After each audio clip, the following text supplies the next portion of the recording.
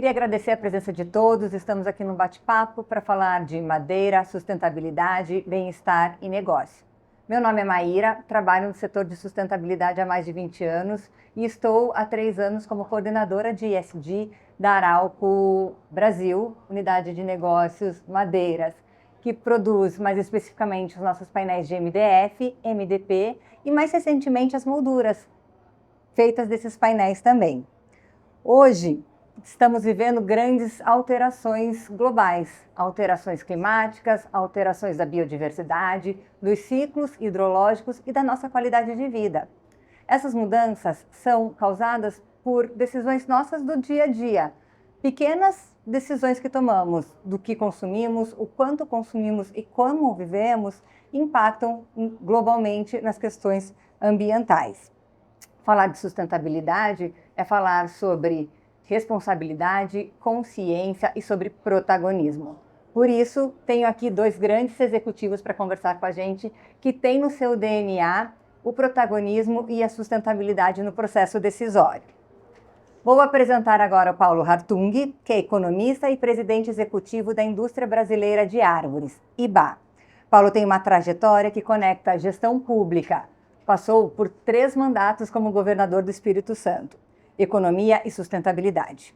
Atua hoje como uma das principais vozes do setor florestal brasileiro, promovendo o uso responsável de recursos renováveis e o diálogo entre o desenvolvimento econômico, meio ambiente e social. Seja bem-vindo, Paulo. Estamos aqui também hoje com o Mário Neto, vice-presidente do Negócio Madeiras do Brasil. Mário atua na liderança estratégica do negócio, integrando visão de mercado, inovação e sustentabilidade na tomada de decisões que conectam a indústria dos painéis de MDF e MDP aos setores de arquitetura, design e construção. Seja bem-vindo, Mário. Então vamos começar com uma visão macro do setor, começando com o Paulo. Paulo, quando falamos de sustentabilidade, mudança e cidades do futuro, qual é o protagonismo da madeira nesse cenário e como é que a IBA conecta e potencializa esse protagonismo? Olha, esse é um setor, assim que eu digo, setor vitorioso no nosso país, né? No Brasil, muitas vezes a gente tem um olhar para o que deu errado e não tem um olhar para o que deu certo, né? Esse é um setor que deu certo no Brasil. Quando a gente olha as diversas atividades econômicas no Brasil, a indústria aeronáutica, por exemplo, é uma coisa que deu certo no Brasil, né? A gente fabrica aviões para transporte regional, esses aviões estão no mundo inteiro, né? Quando a gente olha motores elétricos, você olha a WEG Motores, é um outro sucesso. Assim, o próprio agronegócio é um sucesso retumbante no nosso país. Há 50 anos atrás, nós éramos importadores de alimentos. Hoje, nós estamos alimentando praticamente 10% da população planetária, né? Esse setor, ele se insere nesse quadro. É um setor que deu certo. O Brasil hoje é o 2º produtor de celulose do mundo, o maior exportador por vários anos. Mas nós também produzimos e exportamos papéis, produzimos e exportamos painéis, né? Então, assim, é um setor diverso. Dos nossos produtos nascem pisos, móveis, nasce roupa, né? As pessoas muitas vezes não sabem que da árvore vem a viscose, que vem da celulose solúvel, né? Do nosso setor vem diversos papéis, entre eles papéis de embalagem. O e-commerce, o delivery, que passou a fazer parte da nossa vida, você recebe uma embalagem que vem do nosso setor. Qual a diferença? O produto tem origem renovável e ele é, via de regra, reciclável, biodegradável, né? Então, assim, nós estamos do lado certo da equação climática, né? Quando a gente pensa na questão do clima, que é um dos maiores desafios que tem a humanidade, quando a gente pensa em biodiversidade, quando a gente pensa em desertificação, esse setor está do lado certo dessa equação. Além de ser um setor que deu certo no Brasil, é um setor que ajuda o clima, ajuda a biodiversidade e assim por diante. O nosso modelo de negócio é um modelo exitoso, é um exemplo para o mundo. Por exemplo, nós plantamos, colhemos e replantamos em aproximadamente 10 milhões de hectares.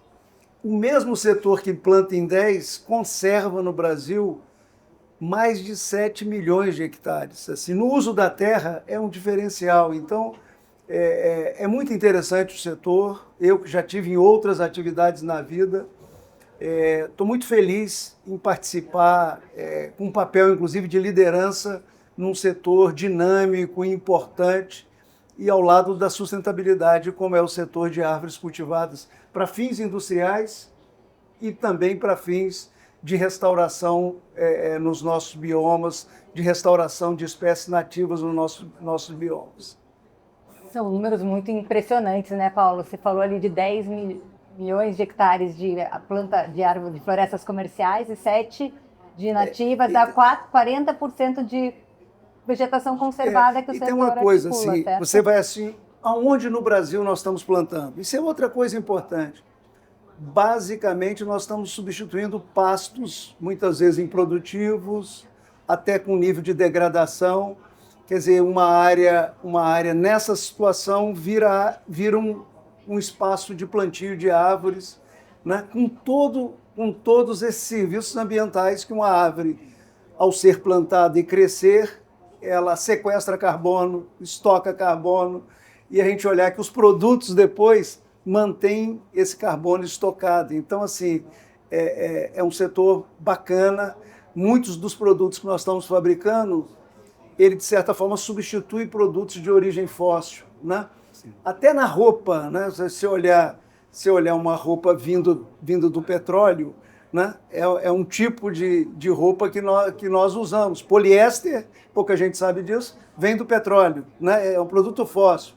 Quando você olha a viscose, que eu citei anteriormente, já vem da árvore, né? É um produto biodegradável e assim por diante. Então, eu acho que para o futuro é um setor que tende a contribuir cada vez mais com os desafios de sustentabilidade que a sociedade humana tem. Eu queria aproveitar e reforçar, né, Paulo, a percepção tanto da Arauco quanto dos membros da IBA, que realmente essa voz qualificada, né, essa voz organizada, essa construção coletiva, né, desse setor, ele é super importante. Por quê? Porque ele constrói e suporta, né, também narrativas, né, que ajudam a reforçar, né, narrativas com transparência, narrativas baseadas na ciência, que ajudam a reforçar o quê? Que as árvores plantadas, né, que o setor de árvores plantadas é, sem dúvida, uma resposta correta, adequada e fundamental para a solução climática. Então, estamos muito, né, impressionados com o nível de organização da IBA e aproveitar já para agradecer a tua presença aqui e parabenizar por esse trabalho, né? Você tem vários anos na gestão da IBA e realmente a gente realmente vê um norte, uma construção, né, com todos os membros e isso, sem dúvida, fala bem de todo o setor. Eu tenho o privilégio de participar de alguns comitês técnicos da IBA de mudanças climáticas, do ciclo hidrológico, de energias renováveis, e são discussões muito técnicas, né, Paulo? Quando você fala que a madeira é renovável, é reciclável, e a gente olha que esses atributos não são diferenciais competitivos, né? A gente coloca empresas que atuam dentro do mesmo segmento para discutir soluções e potencializar o nosso impacto positivo para o planeta e para as pessoas em que podemos impactar, né? Diante desse contexto, Mário, no seu ponto de vista, como que a sustentabilidade se traduz em prática na decisão estratégica dentro da Arauco? Olha, o Paulo comentou esse modelo, né, do setor de árvores plantadas e isso tem muita comunicação, muito a ver com a origem da Arauco, né? Aí compartilhar aqui com nossos colegas, com todos, essa origem. A Arauco começou com um projeto de reflorestamento de terras degradadas da exploração do salitre no Chile. Então, o governo chileno, na época, ele viu o setor florestal como um modelo de negócio, né, com potencial para restaurar essas áreas degradadas. O Paulo comentou aqui do pasto, algumas atividades que acabam gerando um certo nível de degradação. E a Arauco foi convidada a participar, né, junto com outras empresas chilenas, desse processo de reflorestamento, obviamente lastreado a um modelo de negócio que naquela época era uma empresa estatal de celulose na comunidade da Arauco. E ela foi adquirida pela Arauco, né, pelos acionistas, e começou-se esse modelo, né? Então, ao longo do tempo, o que eles foram vendo? Que nas áreas degradadas, primeiro, começou-se uma recuperação do solo, os cursos d'água voltaram, inexistentes voltaram a nascer. Eles viram biomas, né, durante 20, 30, 40 anos desse processo serem quase que totalmente restaurados, né? Tudo isso baseado no quê? Num modelo em que você captura mais carbono do que emite. Isso faz o quê? Que na medida que as operações da Arauco vão acontecendo, vai deixando o quê? O ambiente com menos carbono. Isso vai beneficiar as futuras gerações. Então, esse modelo, esse início, essa história da Arauco, permitiu a construção desse modelo de negócio.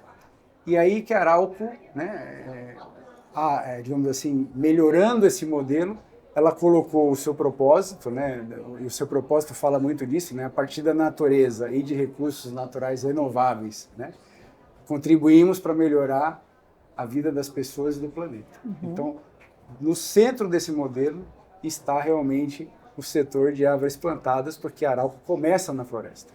Agora, é interessante também notar que a Arauco permanece nas suas operações com a celulose, né, com a fibra solúvel, a fibra curta, e também a madeira, como o Paulo comentou, um sequestrador de carbono natural.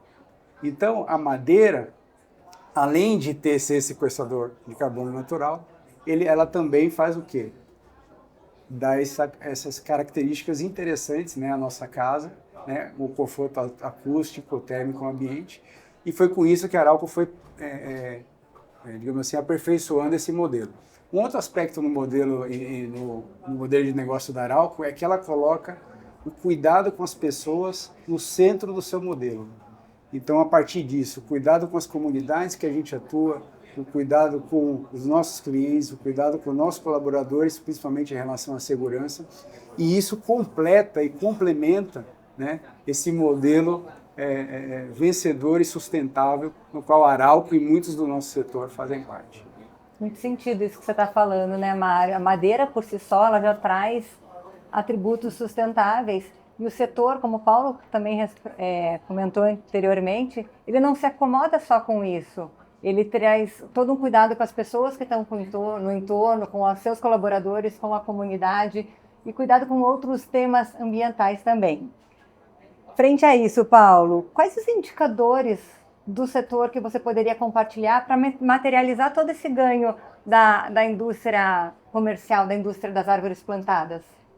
Os números são muito bacanas. Primeiro, assim, quando a gente olha a aplicação de ciência no setor, né?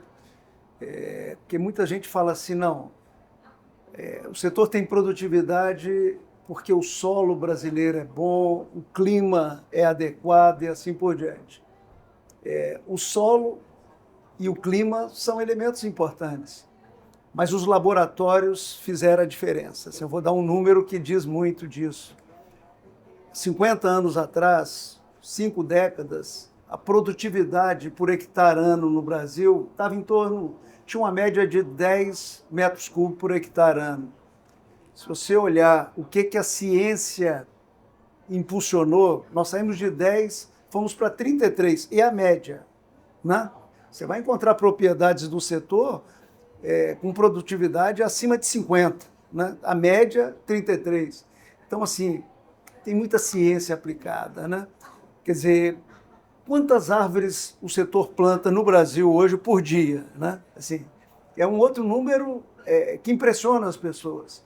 O setor planta 1.800.000 árvores por dia, faça chuva, faça sol. Assim, é um número ele é relevante no Brasil, mas ele é relevante no mundo inteiro, né? Você imaginar o que tem de logística nisso, de trabalho de viveiro nisso, quer dizer, a retaguarda para você estar no campo todo dia plantando 1.800.000 árvores, lembrar sempre o serviço ambiental de uma árvore crescendo, né? Sua capacidade de sequestrar carbono, estocar carbono, é importante recolocar isso.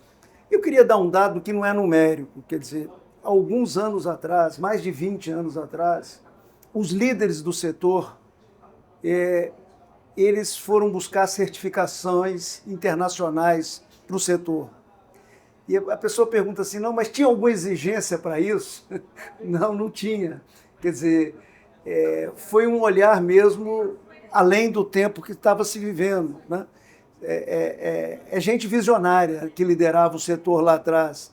Então, quando você olha atrás de um livro, né, que o livro é papel, FSC, um livro físico que eu estou me referindo, isso é uma certificadora internacional, extremamente rígida e, de certa forma, conecta com a sua fala. Quando o setor foi buscar não só práticas ambientais corretas, mas um relacionamento com as áreas vizinhas do setor. Você imagina quantas propriedades esse setor tem no Brasil, né? Então, todo um trabalho de vizinhança, né? Olhando a qualidade de vida ali dos vizinhos, olhando a oportunidade de renda para os vizinhos e assim por diante. Então, é um choque assim, super, super interessante, né? Hoje o setor é um grande contribuinte com a balança comercial do Brasil. Sim. Como nós somos o maior exportador de celulose, nós temos aí uma conta de colocar na contabilidade brasileira 14, 15 bilhões de dólares por ano, né? Se você olhar no agro, nas diversas atividades que vêm da terra, talvez a gente esteja, dependendo do ano, em quarto lugar, entre os que maior contribuição oferece a nossa balança de pagamento, quarto, quinto lugar, depende do ano. Quer dizer, é um número muito expressivo, né? O impacto na geração de empregos, né? Você imagina, direto, indiretamente, um número que as academias nos apresentam, passam de 1,8 milhões de empregos diretos e indiretos, efeito renda aonde o setor está operando. E lembrar sempre, o setor ele cresce no Brasil em áreas que são de baixíssimo dinamismo econômico. Se você olhar hoje o retrato de Inocência, eu estive lá há poucos dias atrás, onde a Arauco está construindo a maior fábrica de celulose do mundo, um dos maiores investimentos privados que tem no Brasil na atualidade. Você olhar a Inocência hoje é bom, eu até brinquei com os diretores, precisa fazer uma documentação muito profunda dessa realidade. Antes e depois. Para ter um antes e o depois. Exatamente. Né? Porque nós capixabas, eu sou capixaba, nós vivemos isso quando implantou Aracruz. Quando implantou Aracruz, o seu Lawrence já nos deixou, que foi o líder que implantou Aracruz Celulose, no município de Aracruz, no Espírito Santo. Na época era a maior planta de celulose do planeta, 500.000 toneladas. Aí você vai ver a fábrica nova que está sendo implementada pela Arauco, 3,5 milhões de toneladas, sabe? Então, assim, você vê como é que evoluiu tecnicamente, você reduziu aí os impactos. Hoje você tem um aproveitamento de resíduo dessas plantas industriais extraordinário, vira inclusive fertilizante, não vou gastar o tempo de todos, mas enfim, tem esse outro efeito, quer dizer, o setor está crescendo em áreas de baixíssimo dinamismo e levando dinamismo econômico, oportunidade de bons empregos, né? Empregos que remuneram bem, quer dizer, dando uma chance para a juventude brasileira, para a juventude mato-grossense, né? Do Mato Grosso do Sul, em relação ao seu futuro. Então, os números são assim, extraordinários. Você vê, nós produzimos de celulose o ano passado mais de 24 milhões de toneladas. Nós vendemos para o mundo mais de 18 milhões de toneladas. Quer dizer, são números robustos, de um setor que não tem agenda oculta. É importante isso, né? Um setor que não tem agenda oculta, tem uma agenda clara, que discute com a sociedade, né? E sempre buscando o respaldo da ciência em todos os seus passos. Então, eu acho que é um setor que o Brasil hoje brilha no mundo e pode ter um papel cada vez maior. A gente está recebendo esse investimento da Arauco, quer dizer, um grupo que nasceu no Chile, é vitorioso no Chile e hoje escolhe o Brasil, né, para fazer um investimento desse. Até isso mostra confiança no nosso país, né, e no presente e no futuro do nosso país.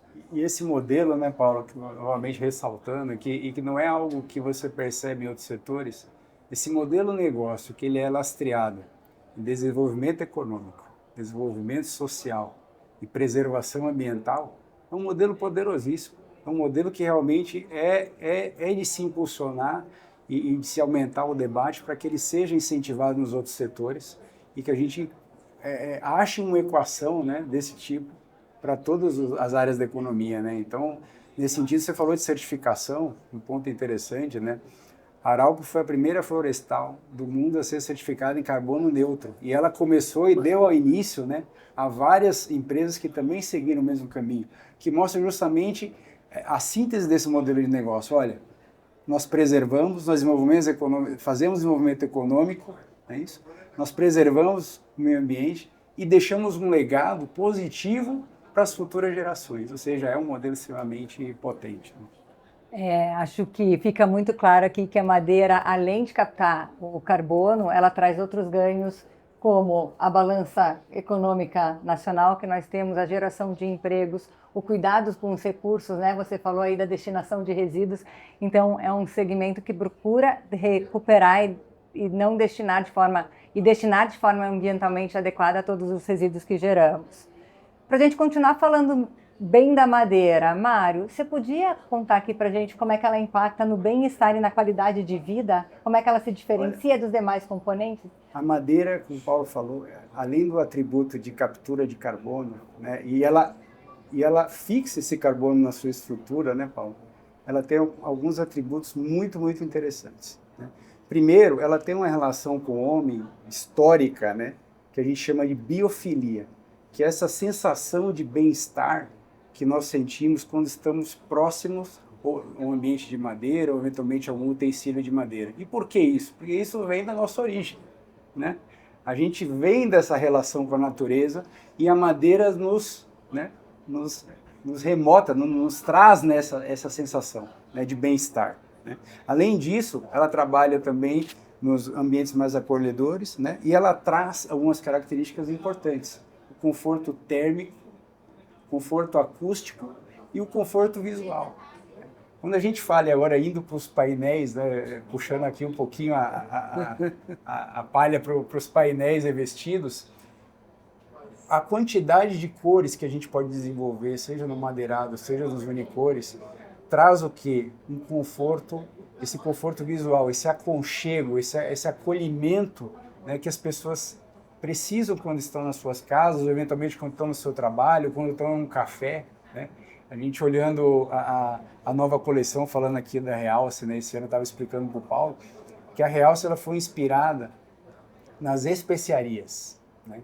Então, igual que as especiarias, dessa capacidade que as especiarias têm de ressaltar o sabor da comida, ressaltar o sabor dos alimentos, a Realce vem com essa proposta, né? São cores, né, especialmente selecionadas, que fazem o quê? Que trazem para os nossos pescadores propostas múltiplas, né, intuitivas, criativas, de desenvolvimento de cores nos nossos ambientes. Então, é como se elas potencializassem, né, o aconchego visual dos nossos ambientes, e também ela tem uma característica interessante: ela potencializa as cores já existentes no portfólio Arauco. Então, elas foram especialmente selecionadas para que as combinações com o portfólio existente Arauco, elas sejam harmônicas e deem ainda mais possibilidades para os nossos pescadores poderem usar todo o potencial, né, do nosso portfólio. Importante isso, né, Mário? Os ganhos da madeira vão para além dos ganhos ambientais e sociais que a gente tem, mas ela traz ganhos dentro do nosso ambiente interno, um bem-estar para a gente, uma qualidade de vida também.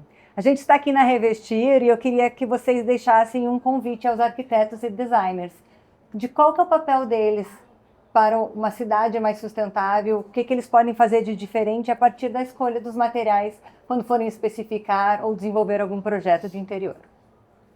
Quer dizer, eu queria fazer uma observação, assim, já que nós estamos chegando ao final. Quer dizer, esse é um setor que muitas vezes nem é percebido, assim, ele está no dia a dia da nossa vida, né? Pouca gente, quando usa uma fralda, uma criança, né, eu que agora sou avô, né, sabe que a fralda ela tem um componente que vem desse setor, né? Tanto a fralda para infantil como a geriátrica, né? Quando você olha, quando você está trabalhando num escritório, né? Muitas vezes você está sentado numa mesa de madeira e não sabe a origem dessa mesa, e a mesa tem origem, né, em painéis que vêm desse setor de árvores cultivadas, né? Você está na sua casa, tem um revestimento, né, ou tem um piso de madeira na sua casa, você não sabe. Então, quer dizer, esse é um setor que está no dia a dia das nossas vidas, né? Você vai olhar uma pasta de dente, tem coisa do setor. Você vai olhar uma proteção de um remédio que você toma diariamente, tem o setor presente. Então, é um setor muito presente nas nossas vidas, né? E aí o Mário foi muito feliz, quer dizer, além disso, quer dizer, ele conecta com a caminhada humana, com a nossa existência, né? Então, assim, os ambientes que têm madeira, né? Assim, você pega uma casa, um lar que tem madeira revestindo e assim por diante, é um ambiente agradável de ficar, né? De você curtir para fazer uma leitura ou para assistir um filme e assim por diante. Então, quem sou eu para prescrever para arquiteto, né? Assim, eu sou admirador dos arquitetos, dos decoradores, né?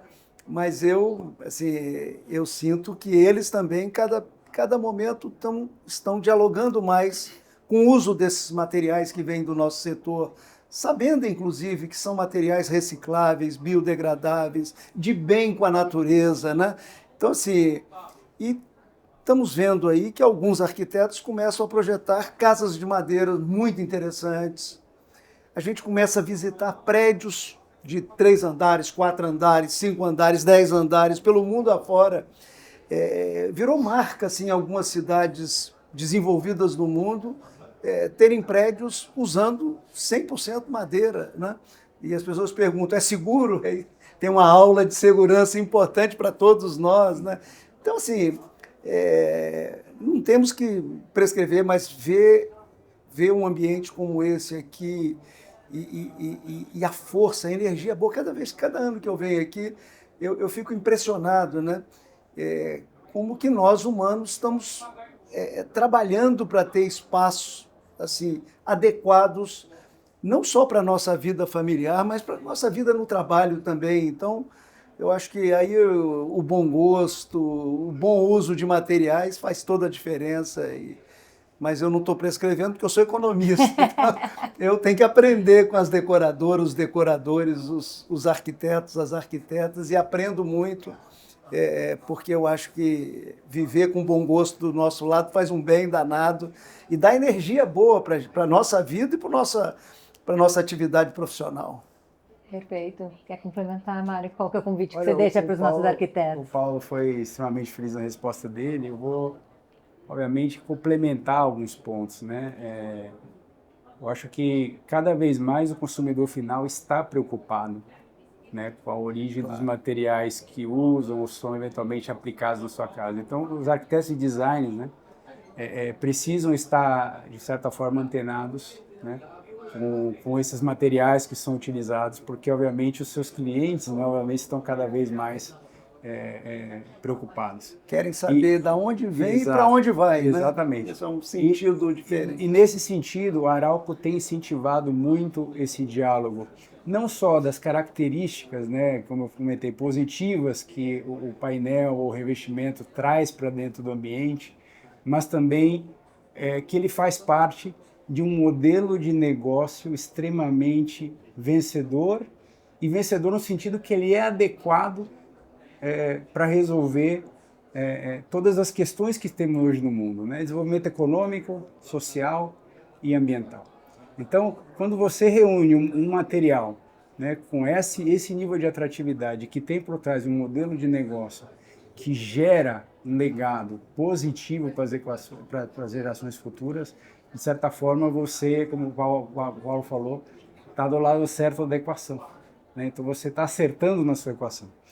E para finalizar, né, a gente olha a madeira e a gente vê renovável, versátil, atemporal, ela acaba sendo muito mais do que o material, né? Ela é uma resposta concreta aos desafios climáticos e ambientais do nosso tempo, né? Então, acho que agradecer ao Paulo, né, Paulo? É um prazer estar aqui com você sempre. Volte novamente, né, ano que vem, queremos você aqui com a gente. E construindo junto, né, o setor, construindo junto esse negócio que é tão motivador e é tão visionário. Queria agradecer, reforçar o agradecimento do Mário ao Paulo, agradecer você, Mário, por estar aqui com a gente falando de sustentabilidade também. A gente sabe que sustentabilidade hoje não pode ser mais só um ponto dentro de um projeto de interior, ela tem que ser o modo com que vivemos e base das decisões que tomamos. Então, queria deixar aqui o meu convite aos arquitetos e especificadores para que eles busquem saber as origens dos materiais que usam, a composição dos materiais que são especificados, porque isso pode fazer a diferença para as vidas atuais e para as gerações futuras também. Agradeço a presença de todos e venham nos visitar na Revestir.